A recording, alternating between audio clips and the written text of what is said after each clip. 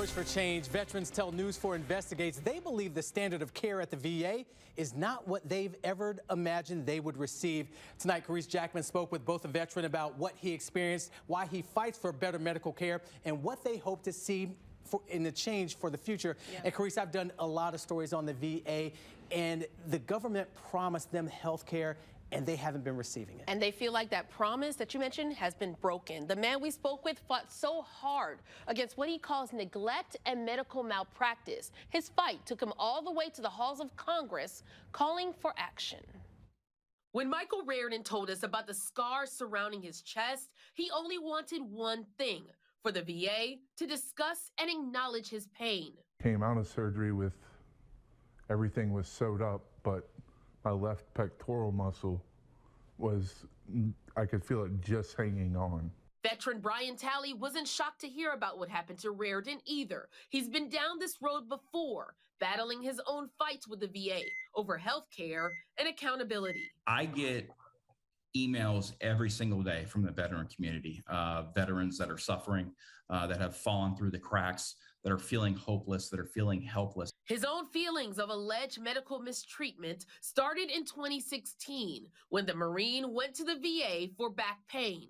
Talley says the VA diagnosed him with a back sprain, prescribing him medication and telling him to go home and stretch. Talley says his wife begged for a blood test and MRI, but were denied.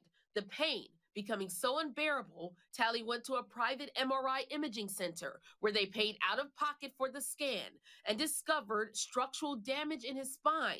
He went back to the VA. Because of the 9-month wait time, Talley says they agreed to send him to a civilian hospital. It was on the operating table that doctors discovered he was suffering from a bone-eating staph infection, an illness that aggressively ate all 3 levels of his spine and bladder. He decided to file a claim for damages against the VA. They send a letter denying everything based on a technicality and an employment status that stated that the VA was no longer responsible for the negligence that occurred because the clinician that they held responsible for it was not considered to be a U.S. government employee, but rather an independent contractor. So they saw their way out of my case completely and did an about face and left me and my family holding the bag. It's a loophole Talley says has been on the books for 74 years. He took his fight all the way to Congress, drafting what became known as the Brian Talley Bill.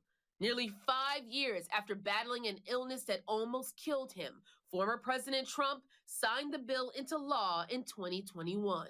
When I was at my lowest, most vulnerable point and the most painful time in my life, I didn't know what to do. So the only thing that I did was stand up and began to fight for what's right.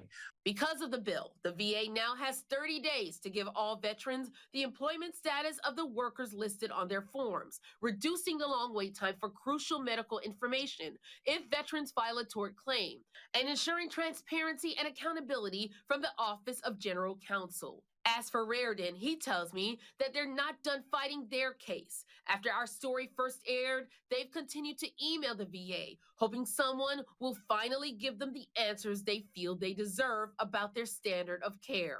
It's something Talley wants too, as he continues to fight for veterans' health. Mistakes will happen in the VA.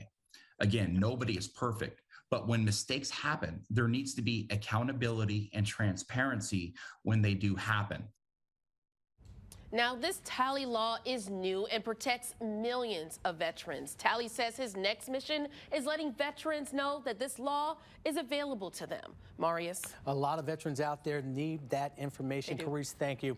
Well, if you have a problem you want Carice or the rest of our I-team to look into, we have forms you can fill out on our website and in the free News 4 app.